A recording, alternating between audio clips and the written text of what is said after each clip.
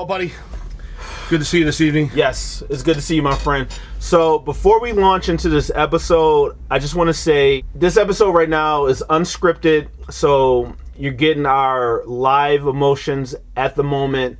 So I don't know what can happen. I don't know what's going to come out. So we're just going to be honest and from the heart. And we don't want to offend or, you know, denigrate anybody, but this is going to be honest, you know. So it's going to be powerful. My very dear friend, you know, is going to come in. He's going to introduce us. Well, it's been a rough couple days, as you know. Actually, it's almost a full week. This just didn't start out of the blue. This has been simmering for quite a while. Look, America's been dealing with situations like this since the Civil War. The place has been simmering since the end of the event. As a nation, we tried to cover it up. We decided we weren't going to, you know, take care of things at the end of that particular nationwide scrum it was. But it all backfired in the long run. And, you know, and eventually the inevitable took place. It finally boiled over. Black people have been getting killed for quite a while, and it's been televised in this digital era, which makes it more pertinent than it's ever been. On May 25th, a black man named George Floyd was murdered by, at the time, a Minnesota police officer. Derek Chauvin? Derek Chauvin. So from that murder sparked riots, protests, looting, just devastation. So for anybody who hasn't seen the video, and I've personally seen the video, you seen the video? I've seen it more than a few times. I've watched it and analyzed it from different cameras. There's 2 cameras, by the way. It's horrific. It is. It's the most powerful video I've ever seen. So George Floyd apparently went into a convenience store and bought some items, made a transaction with a counterfeit $10 bill, which we don't know at the time if he knew it was counterfeit or if, you know, because people get slipped counterfeit bills. I myself got slipped a counterfeit bill one time and went to turn the money in. Same here in the store. It was a $10 bill. Yeah, it happens. It does. So in response to that, the people at the store, they figured out that it was a counterfeit bill. They called the police. Mr. Floyd, who was still in the area, was intercepted by the police, and then he was taken out of his car, and we don't know the full results of exactly what happened. It was said that he was resisting arrest, but the videos that we've seen, there's no resisting. There's no resisting, and the man was straight up murdered. Yeah, I saw him. He had to sit against the wall at one particular time. Yes. And then they tried to get him into the car, and he was in the car when supposedly he was resisting. He was seeing the shot of Chauvin's brother-in-law, the Asian fella, standing outside the door. So he's already in the car, so he's not resisting arrest. No. He's in the car. Maybe he cursed, maybe he said something. He gets dragged out of the car to the scene where the famous video is. Yeah. He's on the roadside next. Yeah, he's on the ground. And this is where, for over 9 minutes, this piece of shit, Derek Chauvin, persists to put his full body weight with the focal point of his knee on George Floyd's neck for 9 minutes. Which... That's a stranglehold move with a knee as opposed to the traditional one. Yeah. This one only kills. The other one can kill also if they hold it long enough. Many of the police forces around the country actually use that move. There's been talk about getting rid of it, and I'm going to guess it's going to be going away a lot more now. It should go away. It's painful to watch. Okay, so now that we're locked in and we know what we're talking about, and there's no title for this episode, we'll figure it out. So this is horrendous. So there's riots going on. As of today, Sunday, May 31st, America is burning. Like... There was looting, like where we live at in Buffalo, New York. There was riots. Yeah, it came to our town yesterday on the 30th. There was looting, you know, but the main issue here is police brutality, and also not just police brutality, but ineptitude and inefficiency in the judicial process, which justice means one thing for one race of people, and it means another thing for another race of people. Yeah, it's sadly true. So black people are just not getting a fair share when it comes to the judicial process. And at this point, and I'm gonna tell you straight up, because I went to work today, and when I was leaving the house today, I felt like, am I safe leaving the house? And it's for me getting from my apartment to the job that I had to go to today is 12 minutes. I seen 3 police cars, posted up. And every time I seen a police car, I felt a little bit leery. And you should. I felt nervous about you and anybody of color for months now. This has been a pretty fucked up year.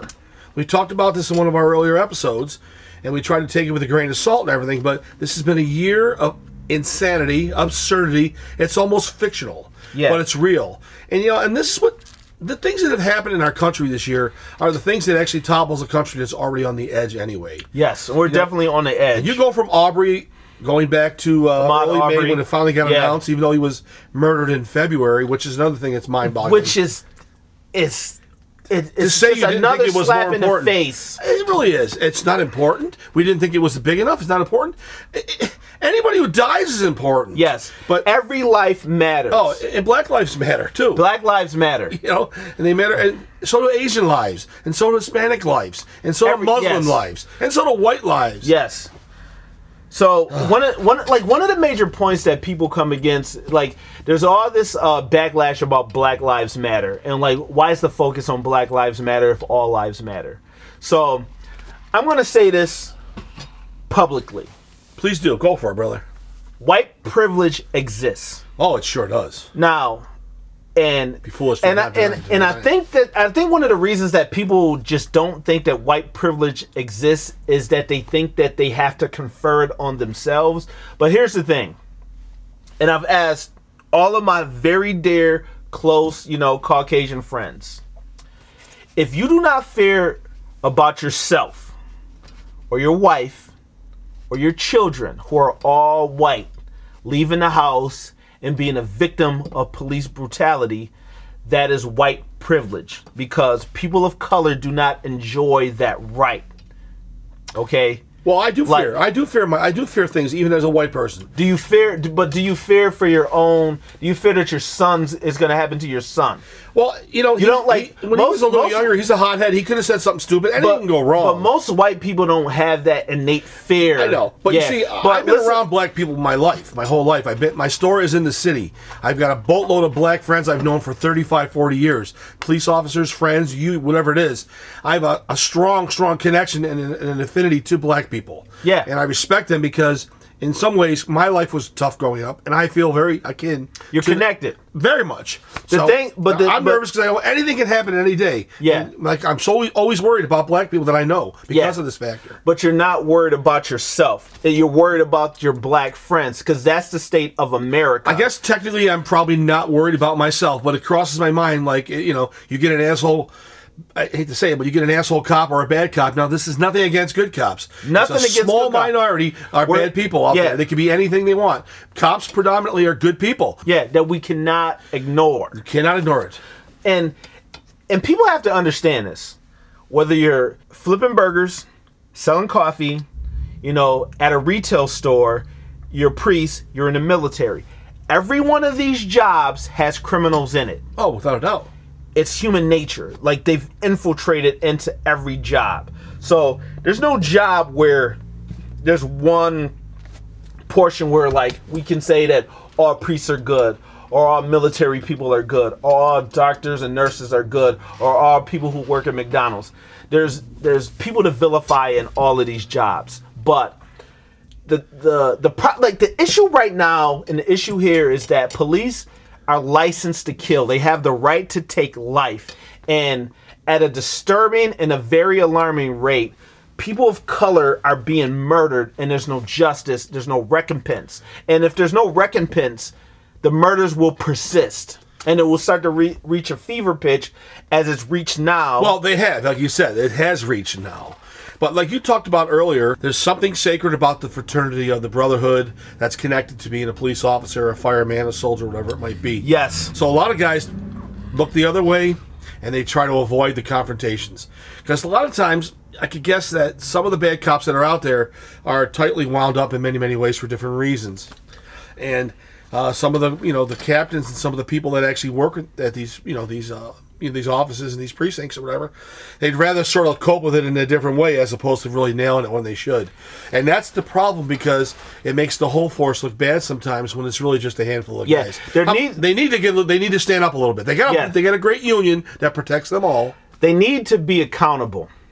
Sure. It should be every single police officer's duty, if they see evil, no matter if it's a civilian or if it's a fellow police officer who now turns to evil, doing something corrupt, to stop that. And if you don't stop that, then you become accountable. And you indemnify yourself to take in the charge, okay? So if you see another police officer commit a murder and you don't stop it, now you're liable. Oh, sure. Now you're accountable. All four of those guys. Yes. So now you have to step in and say, hey, get off his fucking neck. Stop choking him, okay?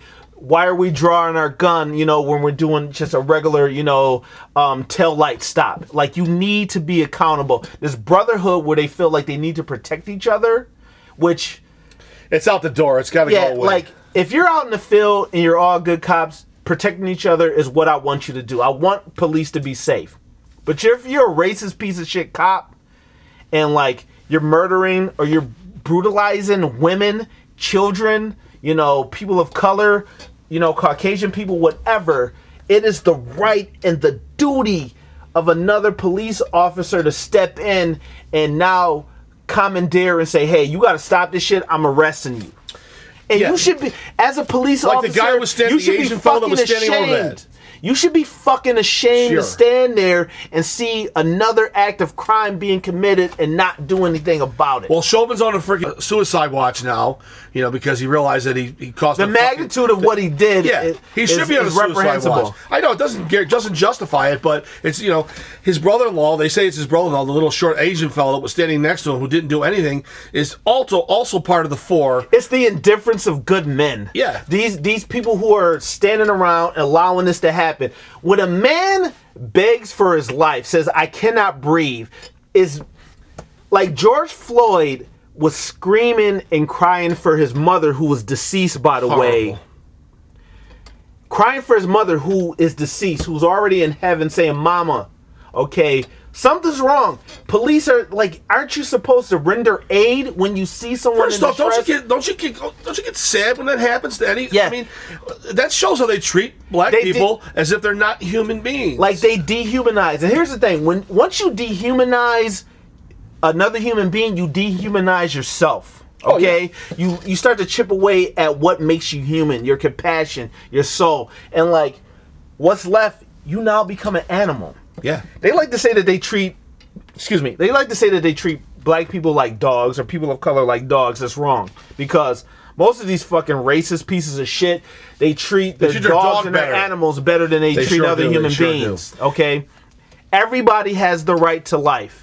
Like, we're living in a state of paranoia right now. We're living in a state of mania right now because we don't know if leaving the house or one of our family members leaving the house, if they can come back. Yeah. And there's no justification. Or young teenage boys and kids in their early 20s. The argosy of murders that are happening right now is just, it's enough to, like, make you feel desperate. It makes you feel desperate, but, just let me add this little situation to it, this little idea or thought. I've heard talk of this, and I think it'd be a really good thing if they could actually accomplish it. Like, you and me and whoever it might be, we all have to be somewhat accountable or totally accountable for what we do in our life and our job, whatever it might be. And if you don't do your job well, either you're fired, or you're laid off, or whatever it might be, or somebody reprimands you. Police should be fucking above reproach. Well, I know that, by case by case. But I'm just giving it the benefit of the doubt, right? So if you get reports and your arrest records are bad and things you've done are causing a stir, they got to be reviewed. Yes. And then you come to the review board and it says, like, you got an early retirement coming. You got 12 situations. Maybe they all have different kind of codes. They all add up with numbers. You reach the 48 or 52, whatever it might be. You have to be relieved because we feel you're a risk on the force. No pension. No pension. No retirement. Well, they'll never do that part, but they should. Yeah. Like, or you give him a buyout. That's it. He can't have a lifetime pension after that. No. If you take life, if you commit crime and you're at that position in life, that structure, that entity within our, you know, our social system, and you commit a crime, you get nothing. Fuck you. I agree with you, but You're taking fucking their life. union's too strong. It's like senators who get kicked out of the government. They have them and their family got they got medical care and lifetime pensions till they die. Here's the thing, brother. Like, the power that we have is in our votes. And right now, we don't know if our votes have that power, but the second power that we have is in our dollars, okay? We need to stop supporting these fucking institutions that kill us. We need to stop supporting these institutions that fucking, they don't support us. They don't protect us, okay? Black lives matter. All lives matter, I get it, but Black lives matter because we the ones who are being hunted right now. We're an endangered fucking species.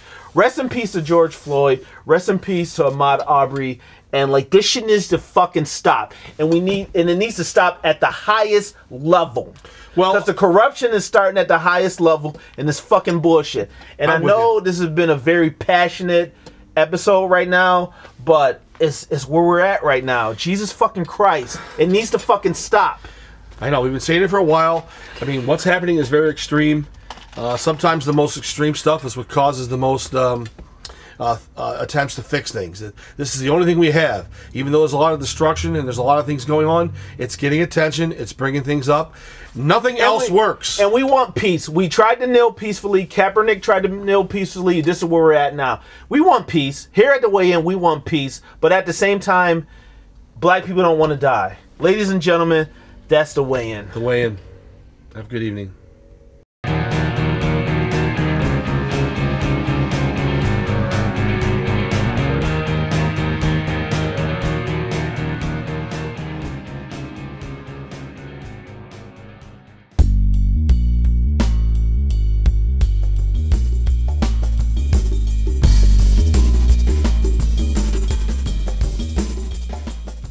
I'm 62 years old. I've seen some pretty intensive things happen in my lifetime. Yes. As a younger boy growing up, I witnessed the murder of Martin Luther King. Powerful. I saw 2 Kennedy brothers killed inside of the same decade of the 60s, and even Malcolm X. And think about that. Unheard of. Those unheard of. It's right. All that potential right there. Those 4 people. Yeah, exactly. And who knows if the Kennedy family could have survived? They could have been working more with Martin Luther King. There could have been so many changes. Yes. We could have. Who knows what could have happened? It set back the black people so many years. The cause and all that stuff. And anybody of color or any kind of inequality situation you're in, set back by decades. Yes. So let's get this episode going, man. Yeah. So we had an episode where we talked a lot about the inequality, police brutality, the murder of George Floyd, the murder of Ahmaud Arbery, the Central Park incident with Amy Cooper. So now we're talking about the peaceful protesters, the rioters, and the looters. So first of all, let me tell to the world at large, you cannot cram all these people into one specific group, okay? There are peaceful protesters who are going out there who are trying to protest.